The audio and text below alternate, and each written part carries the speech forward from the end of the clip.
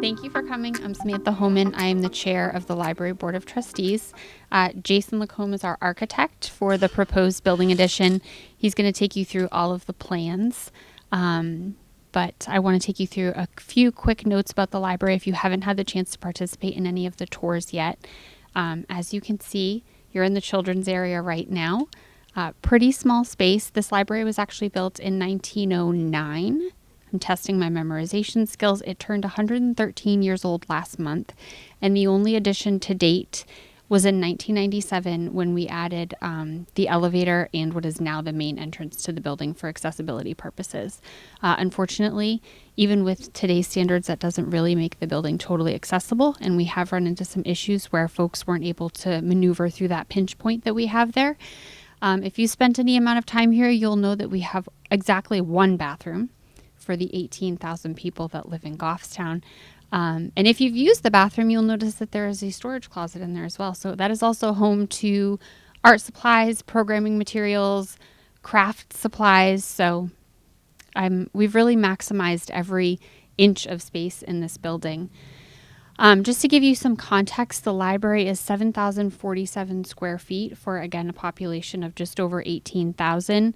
Towns of similar size, like Exeter, for example, just recently completed an addition, and their library is now over 15,000 square feet for, I want to say it's around 22,000 people. 18,000 square feet. 18,000 square feet for 22,000 people. I believe so, yes. Something like, yeah.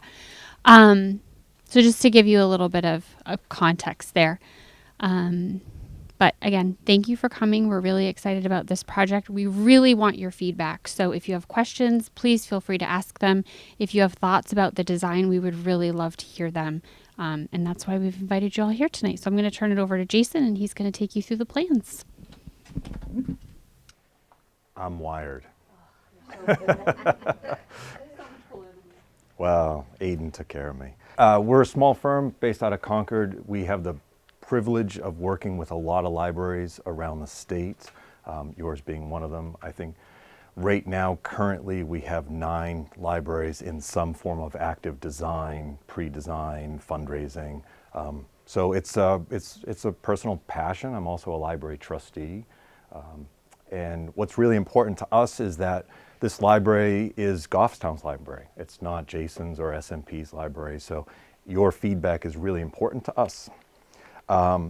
One thing to note, because we've given a lot of these presentations, is we're not currently working to advance the design. We're hoping and planning for that to happen next year. So we've heard a lot of comments that have not yet been integrated into the plans. It's certainly our intent to do so, but if you see something and said, hey, I commented on that last time, we just haven't reached the point of taking the design to the next level. So that's part of the next step discussion. Still like to hear the comments, so please keep them coming. This slide here is just to remind me to tell you how much we really adore your library. 1909, it's a historic library. It's done by the same architect who did Henneker's library, which we also had the pleasure of working on, coming up with a little concept there to address some accessibility concerns. Libraries have certainly changed in the past 113 years. What they mean in the community, what their place in the community are, how they function. They are not just a repository for books anymore, and that's an important theme that we regularly, consistently reiterate. What I'd like to do is walk you through some experiential photos to talk about some of the challenges that the library has. I think a lot of people in a town of 18,000 probably haven't been in this building. And while they may not be here tonight, they might be watching on TV. So this also reflects my first experience coming to your building and getting a tour and sort of feeling what it's like. Try to be storyteller. It might sound like we're busting on your library, to use a professional word, busting, but we're really not. It's just highlighting the regular challenges that patrons and staff deal with on a day-to-day basis. So let's start that. I like to start with the entrance, right? What's the procession?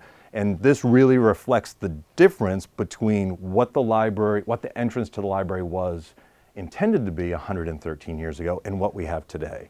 113 years ago, libraries were inward looking, they were private, they were places to go and have quiet reading and solitude, be away from the world. They were grand. You walked up to the library. There was an entrance. There was a sense of arrival. And many, many libraries that we work on, yours included, have gotten away from that. And we have a very functional but very utilitarian door, which, if anyone who's lived in New England a long time, fails the keep the rain off me at the door test. So I think that's something we would like to address.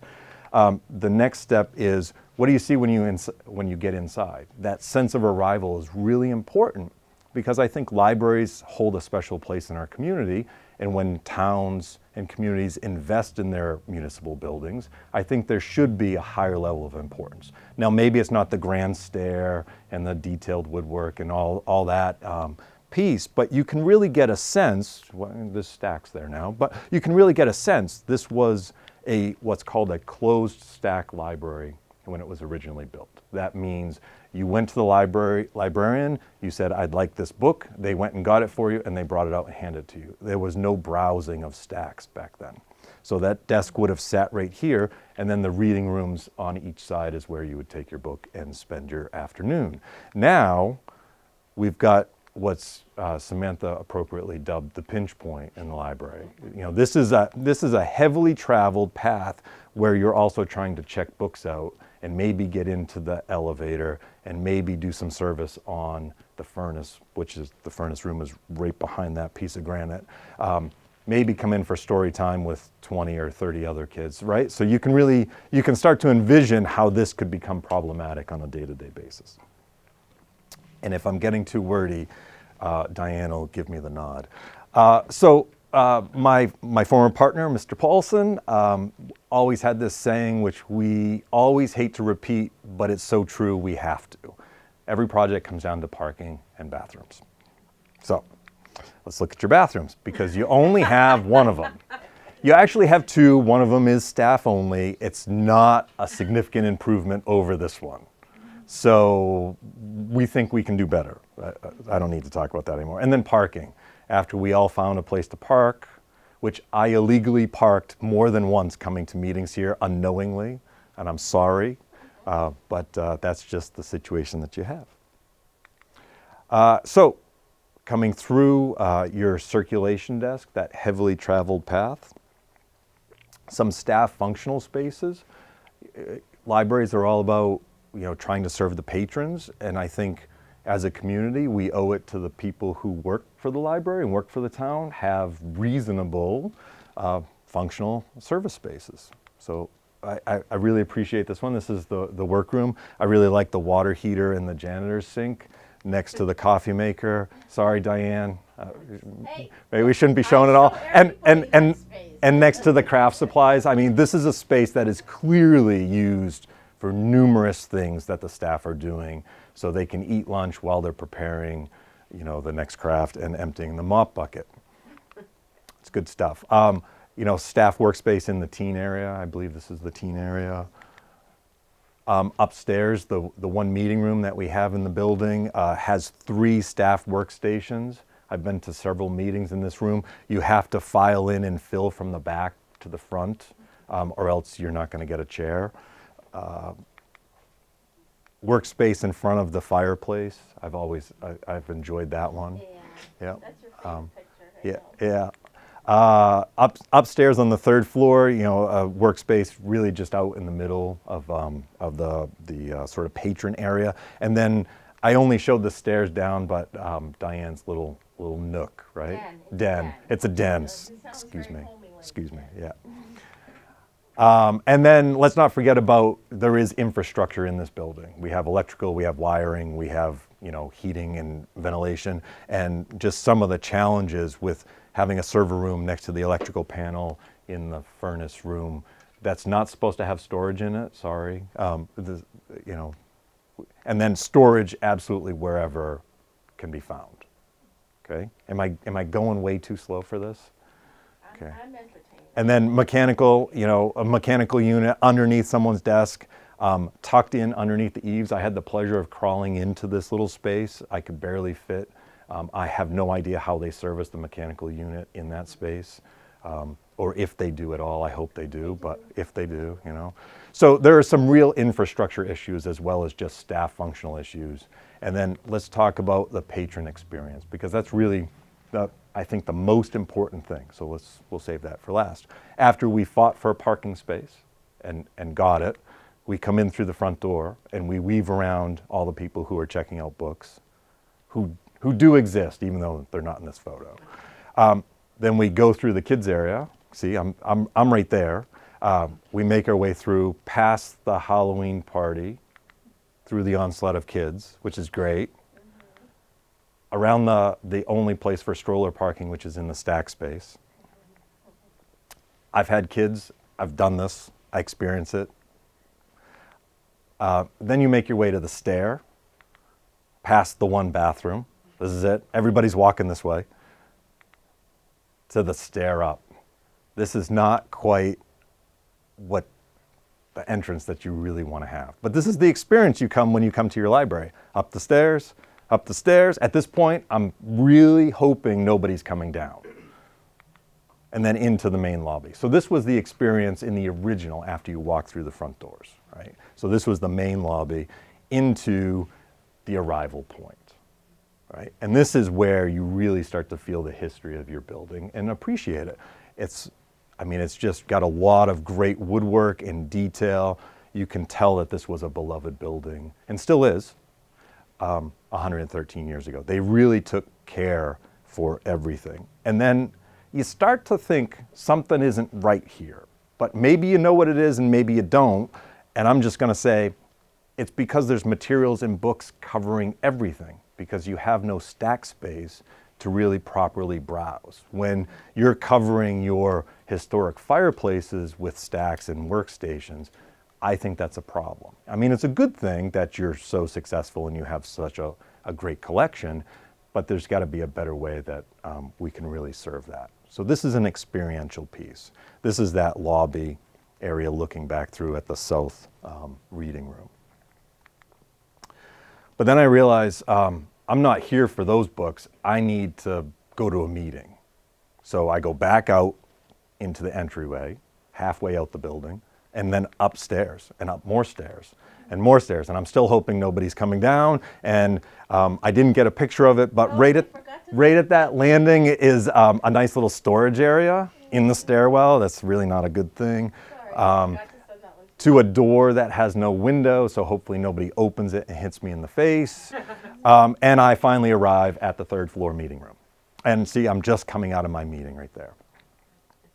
And I need to use the computers a little bit. So I linger at the great sitting area. This is a great sitting area. So I commend you for that. Beautiful view out the window. This is really a place that I think people enjoy.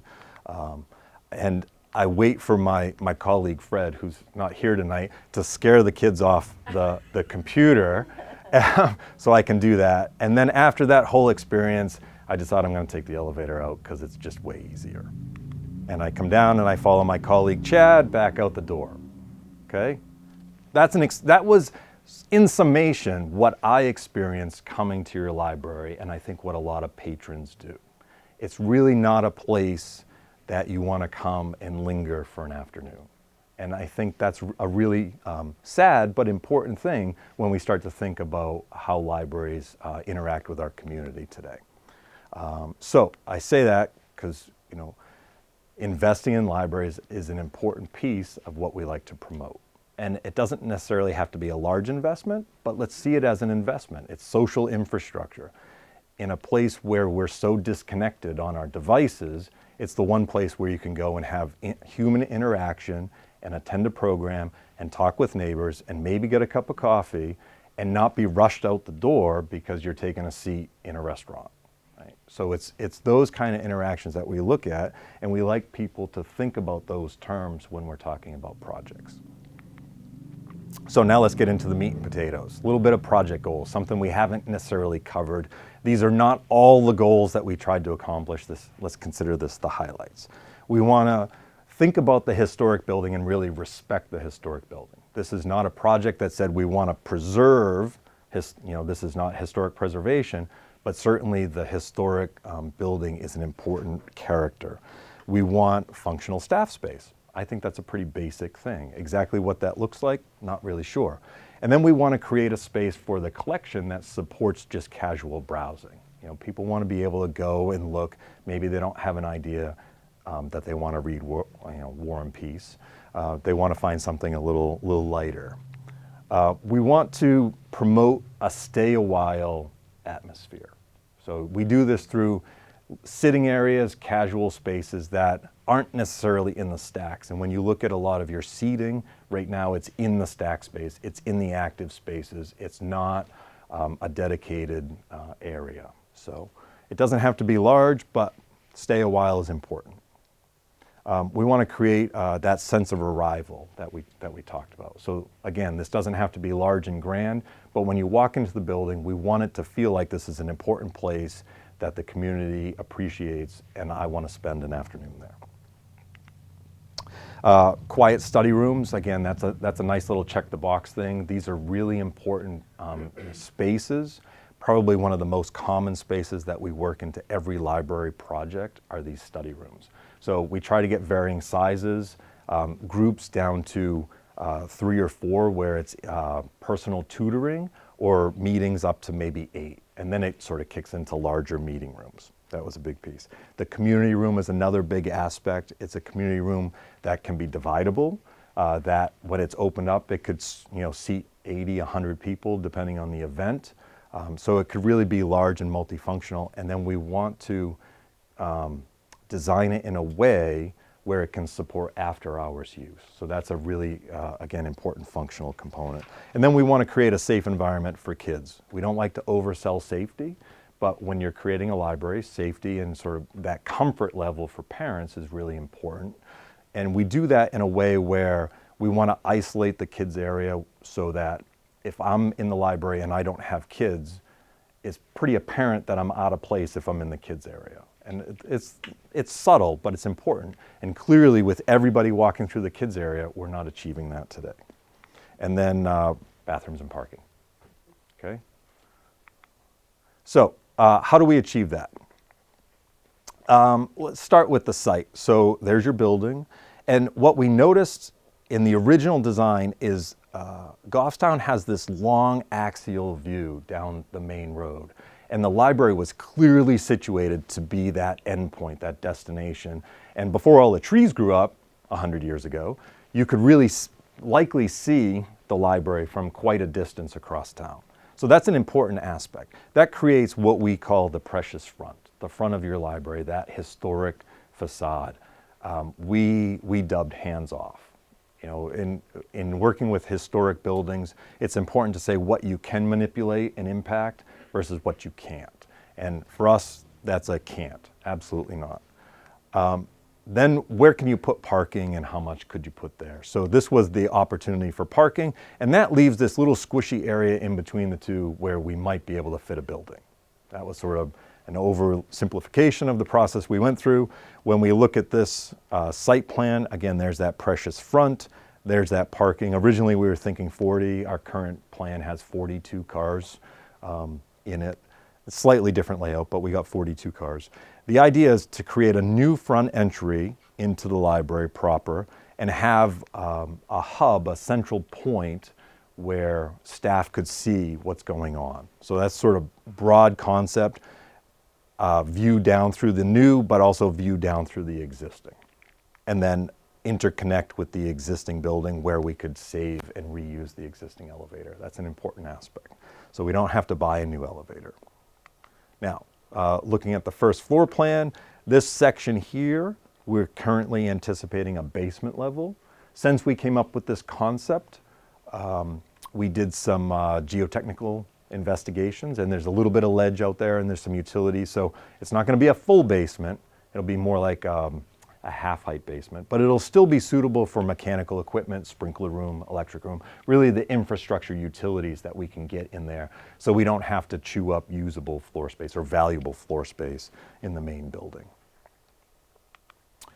Coming back to the main floor, there's that vestibule entrance off the parking. So we held that back quite a bit where you could have a little bit of distance between the parking lot and the front door, so we don't have a situation like you do today where the front door is effectively in the parking lot. That's sort of an odd situation.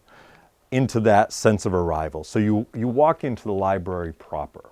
And here, from that front door, I've got clear lines of sight across the library. I see the welcome desk, I see staff, I see through to the kids area, I see to a main central stair that would take me up to the adult wing, and I see into the community room. And that's a really important piece where if people know where they're going and they can see it when they walk in the door, that's immediately a more welcoming atmosphere.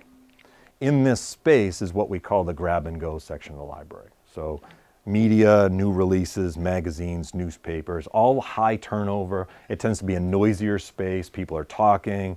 They're coming in saying, hey, Diane, how you doing? You know, all those sorts of things happen here. And it's a space that's large enough, and we set the welcome desk back enough where you don't have that pinch point situation. So you can come in and really get a relaxed sense, get what you need, browse, get a cup of coffee, check out a book, and leave.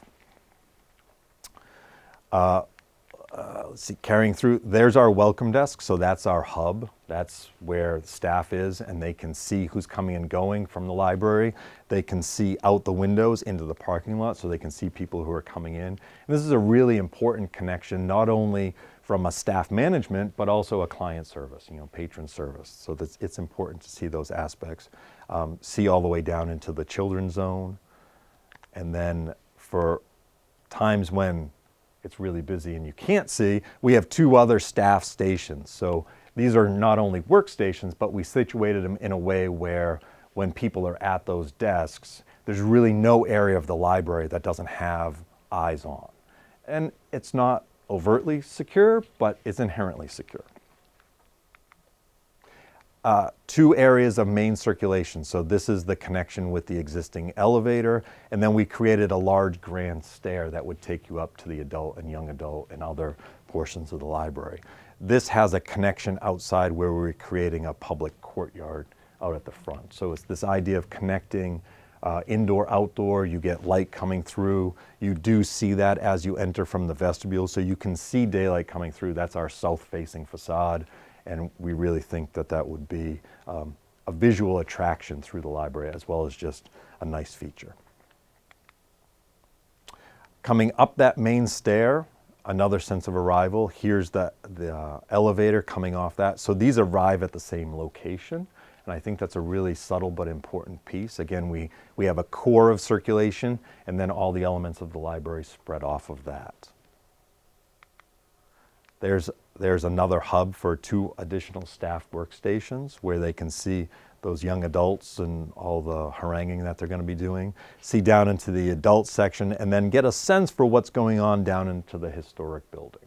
So we situated this addition in a way that we can put the mass of the collection out in the addition and really ease up on the historic building, so we can bring that historic building back to what it was originally intended for.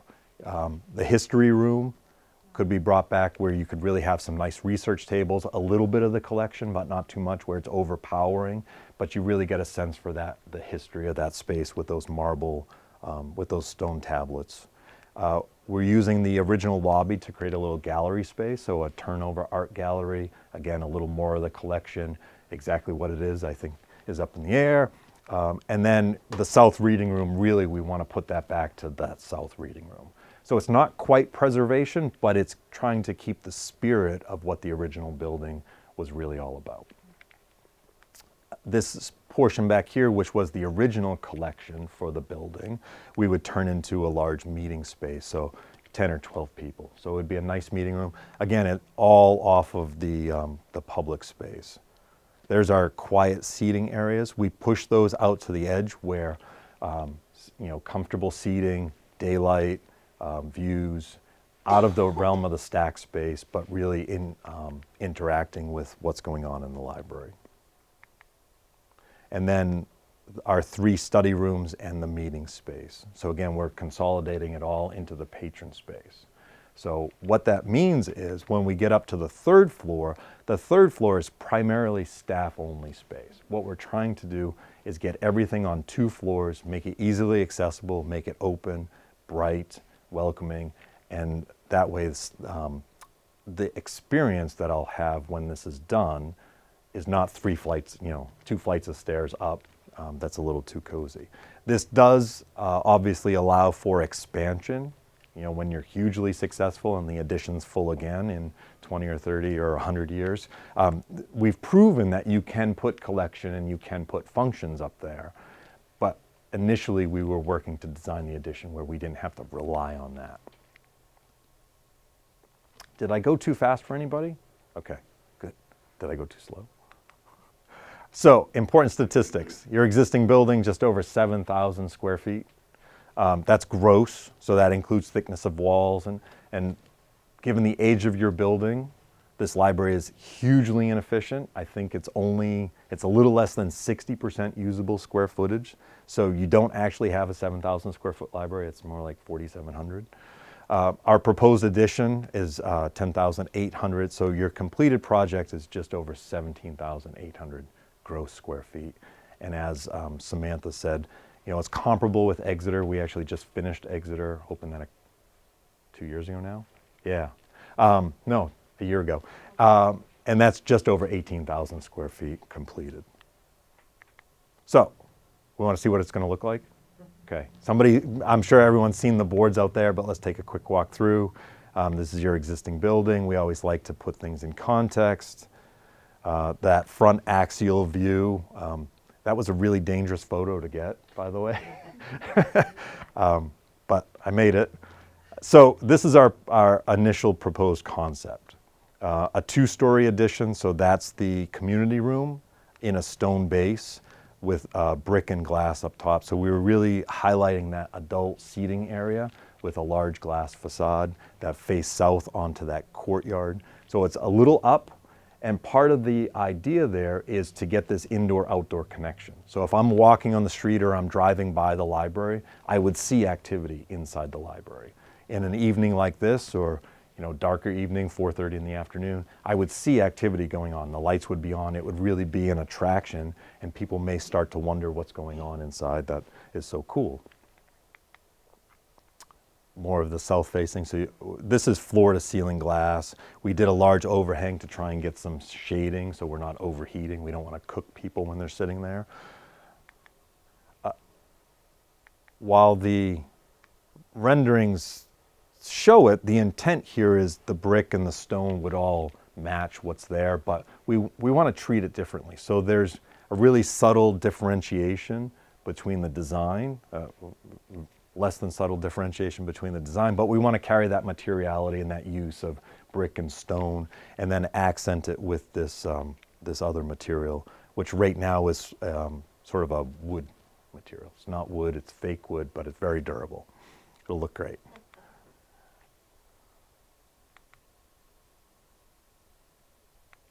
So proportions of windows we took from the old building, try to work with spacing. So it was what in my world they call contextual design without repeating and just doing more of the historic, which is something that historic folks really don't approve of.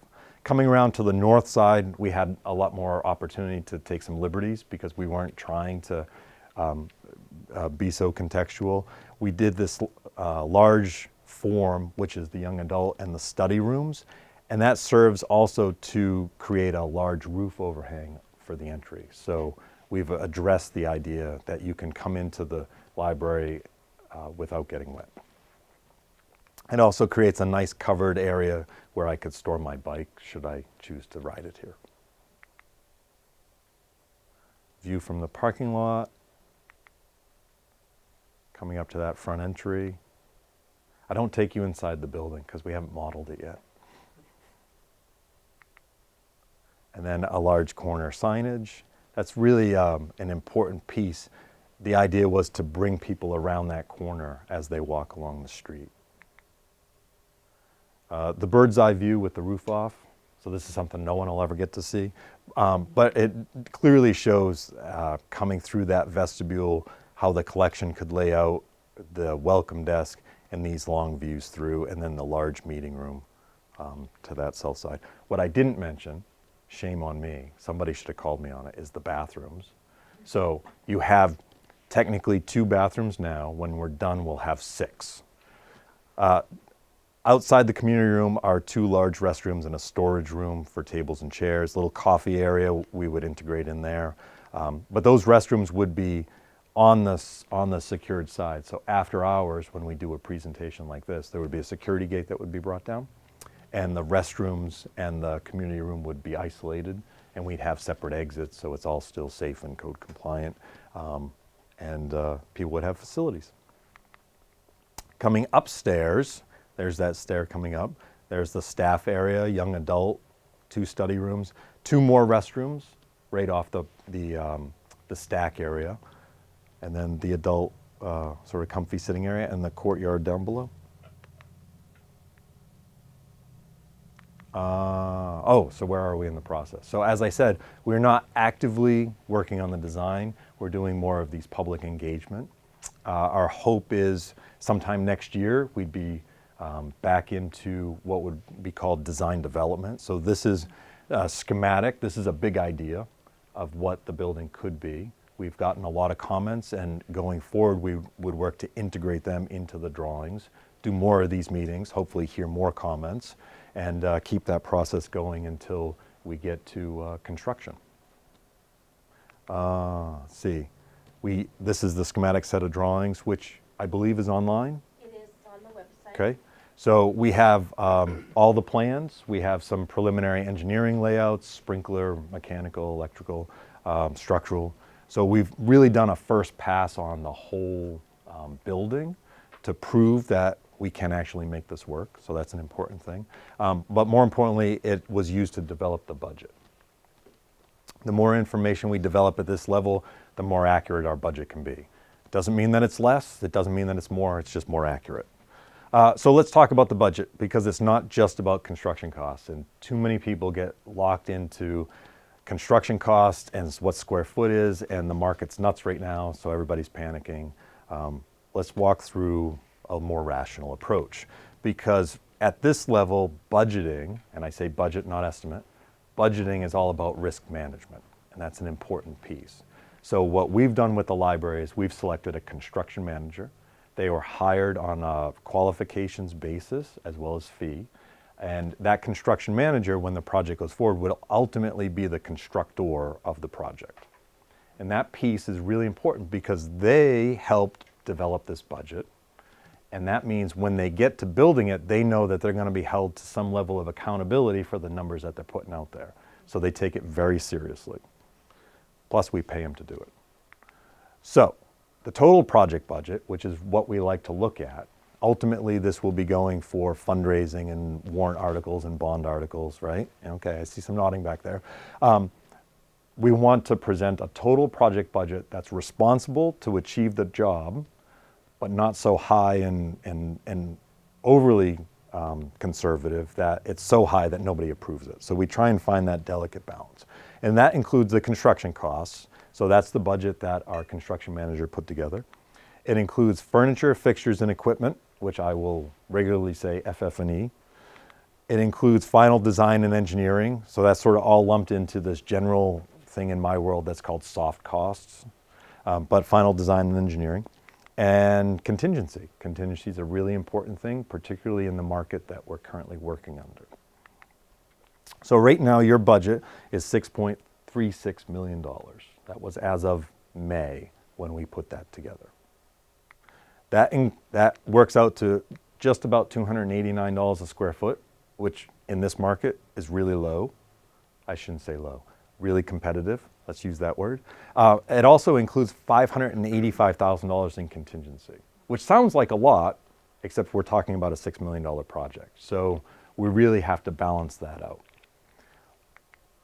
Oh, let me back up. One final comment on this, because with the construction management method, they're engaged. When we start finishing the design and engineering, they will be at the table with us.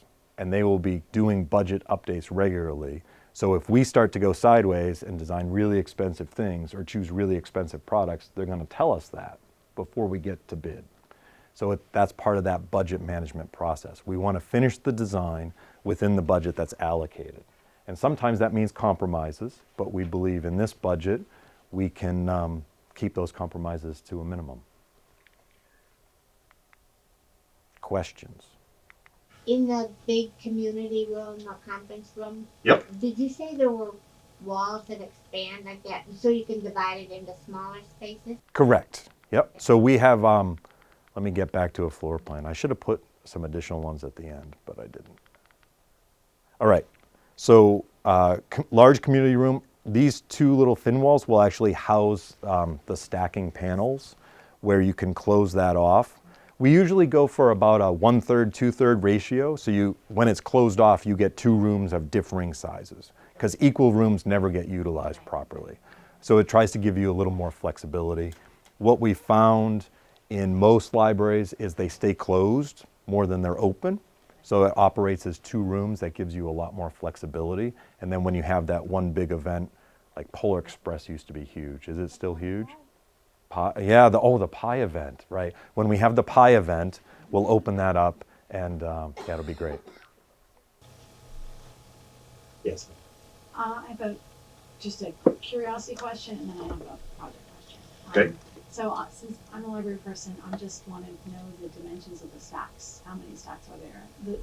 You had a stack slide, and I want to know how big they are. I had a. Right there. Yep. Yeah. Unfortunately, I don't have those numbers off the top of my head. Right. I just meant generally. I will say that Diane and I worked through the collection. We laid it all out, and each portion of the collection included some increase, some projected increase. And roughly, I want to say it was 20 or 25% sort of total collection increase. Our general principle is to lay out the stacks where they tend to be lower. So in the kids area, let me go back to the kids area. In the kids area, we try to stay 3 or 4 high with maybe 4 or 5 on the walls and then do display and hanging above.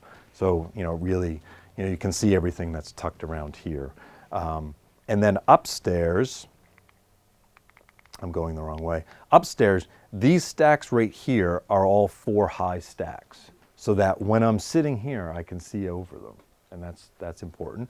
These stacks ended up being a little bit higher. I believe they might be 5 or 6. So a little higher density that we're going for, but between the 20 or 25% growth plus being able to add a shelf, I think there's a lot of expansion potential. Is that what you were looking for? Yeah. Okay, perfect. My other question, I don't is about an area I don't know anything about, so I might not ask my question correctly. You're talking about the construction manager approach. Yes. And there would be a construction manager, and that person or that company would also be doing the construction. Correct. So here's the dumb part of my question. Are those the types of companies or the companies that you've had experience with? Are they sort of individual companies? Are they private? Are they publicly traded? Are they big networks of? Ooh, it's our nature. We tend to align ourselves with smaller construction management companies. So the construction managers that we selected, that the library selected, I stay out of it, first of all. I stay way out of it. That the library selected is Bowen Corporation. So it's already selected. Already Okay, selected, great. yep. We went through a whole process. It was, 6, 8 weeks. We did interviews and all those things. That's all I remember. Okay. It was because we were trying to go fast. So Bowen Corporation is a company that S&P has worked with. I think we've done 20 or 22 projects together. They're the ones who did Exeter Library and numerous other libraries around the state. They are a pure construction management company. And what that means is they don't have a staff of 50 or 80 carpenters and steelworkers and masons who are actually going to do the work. They are hired on a fee basis, and they bid every sub-trade throughout. And then we get the opportunity to sit down on bid day and look through and say, you got 5 drywall bids and 2 steel bids, and we need to go get more here, and really have that chance to select who the subs are. And that allows us to favor local subs if we want, or if there's a bad local sub, stay away from them, right? It does go both ways. And that turns into what's called the guaranteed maximum price. So the contract that you will be signing with them at some point is called a construction manager at risk with a guaranteed maximum price. So it's cost plus a fee. And what's nice about that is all those contingencies, that $585,000, if it's not spent on the project, it's yours. It's not spent. It doesn't get billed. Some people say it goes back to the voters, which technically it does, but it's never a direct thing. So it's sort of this roundabout. So the compromises you talked about are not just compromises that the library has to make. They're discussion. Oh, absolutely. Yes. So if you think of the three-legged stool, owner, architect, construction manager, we really work hand in hand as we're going through the design. And if we choose to spend more money on something and the budget starts, then we find other areas to rein it back in. Because in my world, rule number one is you never go back to voters. We get one pot of money and that's it. It just doesn't happen. And I would say we're very successful at that. I don't have the exact statistics, but we regularly return money back to the voters, particularly working with Bowen. Yeah, they're kind of wordy, sorry. That's kind of a double question. Yep.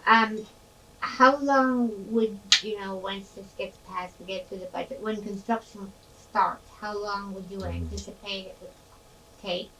And number two is, how much disruption would there be at the current library while you're building? Like, a lot of it's addition, I see, but Yes. how would the library be shut down? What would that look like?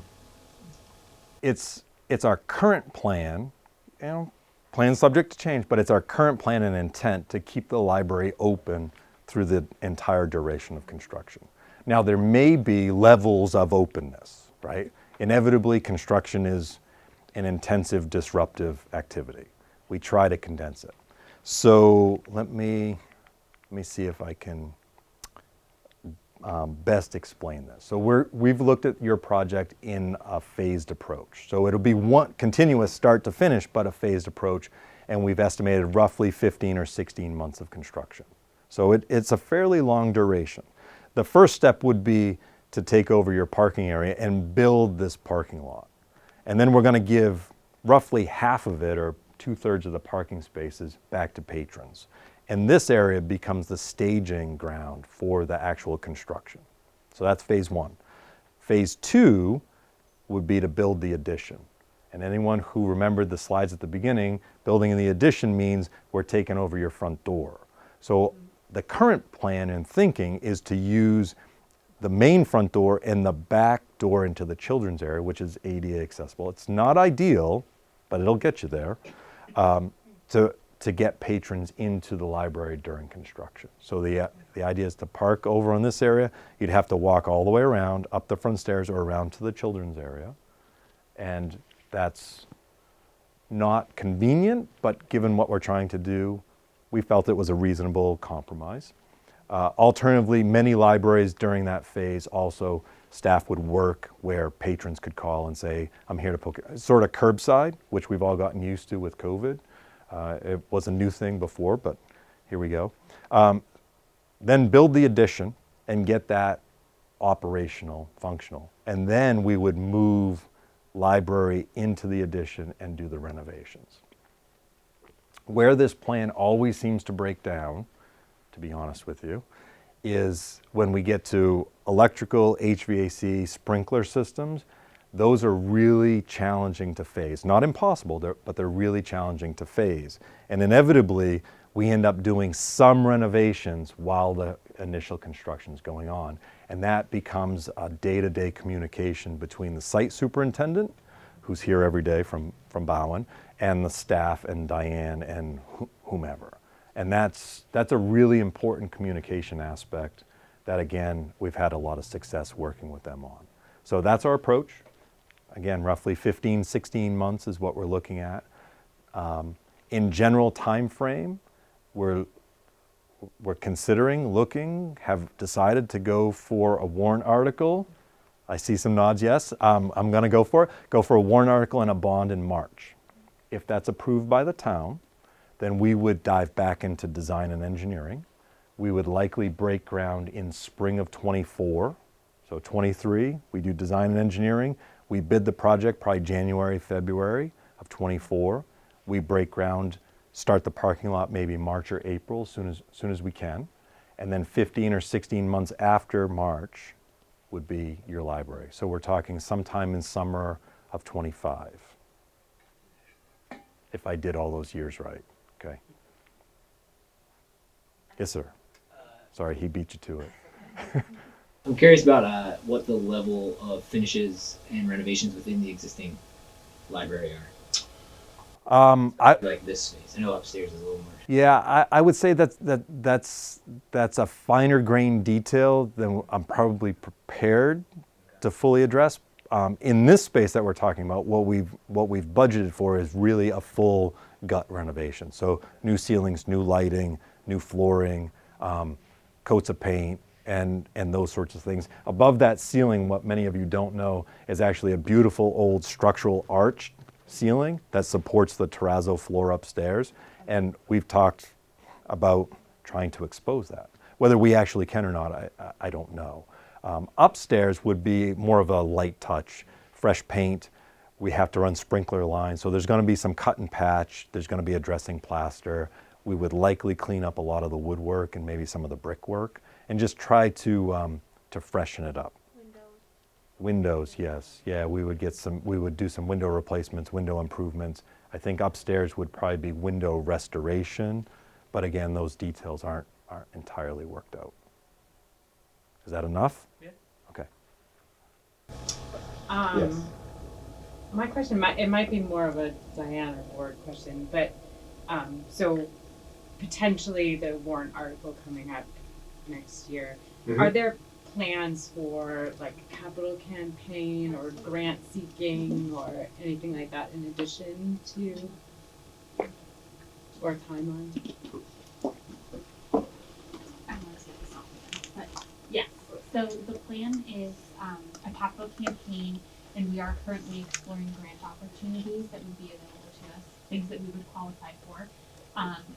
One of the grant opportunities that we've been looking into, and this doesn't mean that we're eligible for it or that we've gotten it, but that we're researching, would allow us to do a lot of that historical renovation to the building within historical renovation guidelines. So there are very strict guidelines, things you can and cannot do with that grant money. But yes, the plan is a capital campaign that's already underway. The Goffstown Public Library Foundation was put together to manage that capital campaign, and then throughout construction would continue to raise that money.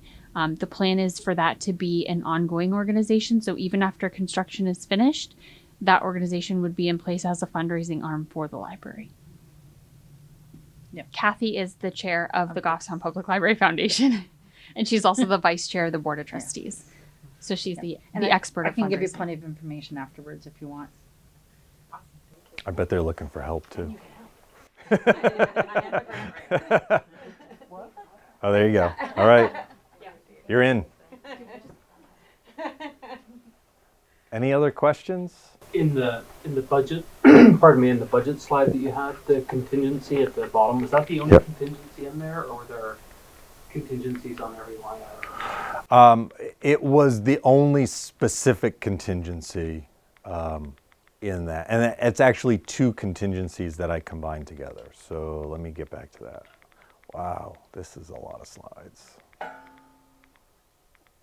All right, in $585,000. So within the construction management contract, the construction manager carries a construction manager contingency, and that's theirs to use for whatever they need to.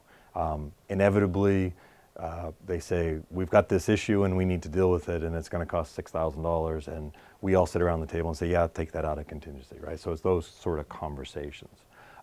The other $400,000 is owner contingency, and that is really intended for furniture, fixtures, and equipment that we didn't quite budget for. Like I think we have a good budget, but we haven't gone out, we haven't selected furniture, we haven't designed it, we haven't gotten pricing, right? All those things, budget increases, and things that they haven't told me that they want, that I know they're going to ask me for, right? So we just try to have that where we can get a good pot of money that we know we can achieve the project without just padding more and more contingencies. Now, as I said, this budget was developed in May of 22. And what we did is we took the 2021 budget and we just added 10% escalation. 10% is a pretty rough number, and in fact, if you look at the inflation rates year over year, might have been a little bit low. So I think before we finalize the warrant article, we're going to do another budget update so that we can really make sure that it's accurate enough. We already submitted the warrant article. Okay. I'm wrong. Never mind. Forget everything I just said. I think there is still time to do an update if we wanted to. Okay, we'll talk about it after. Yeah, and I think it's worth considering. Okay. Anyway, so yeah, it's not quite a line item, but But you feel like that level of contingency, which is what, like under 10%, that's appropriate for the size of the project? I do, only because I've worked with Bowen enough that I know how they estimate. And while they didn't specifically do line item contingencies, if they had a question of this or this, they always went with the higher number. And that's just, they're conservative by nature, and one of the reasons we like working with them. Other questions? I had just one other one, I'm sorry. Keep them coming. Given the age of the building, Yep. any concerns about the asbestos or anything? I don't know anything about hazardous materials. I'm not allowed to talk about them, but yes. So before we do any demolition, we have to have, no, seriously, insurance, yeah. I mean, they're really serious about that stuff. We will have a hazardous material, or the library will get a hazardous material report done. So they will come through and they will test everything and anything that they can find. And that will be integrated into the demolition piece so that it's properly abated. There are times where you can encapsulate certain materials. Most of our clients, particularly in a public building, choose to just abate everything. Let's invest in it now and know that we've got a clean building. But again, that's a discussion for the future. Yes, sir. The primary entrance after the renovation and addition are complete, what is the use there? Will it be still the kind of ceremonial entrance on the front of the building? Yes, that's the intention, where we're preserving the historic. It does serve as a secondary fire exit, and it's still compliant to do that. So we were just going to keep it in place, and it was really that whole idea of respecting the historic and not changing it. I had at one point advocated for putting it back in use, but that's a functional and sort of general safety issue with the granite stairs. So that would spiral into a whole lot of other challenges. Anything else? I can go all night, if you can't tell. I got one more. Okay. I saw you had solar panels arrayed on the ceiling. Oh, I was wondering if someone was going to ask about that. Yeah. Are there other kind of general sustainability and or health and wellness goals and priorities in the project? They were not, I would say they were not specific goals, but they're inherent in what we like to do and how we like to build buildings, in terms of good thermal efficiency, high efficiency equipment. Frankly, those have really become sort of the basics.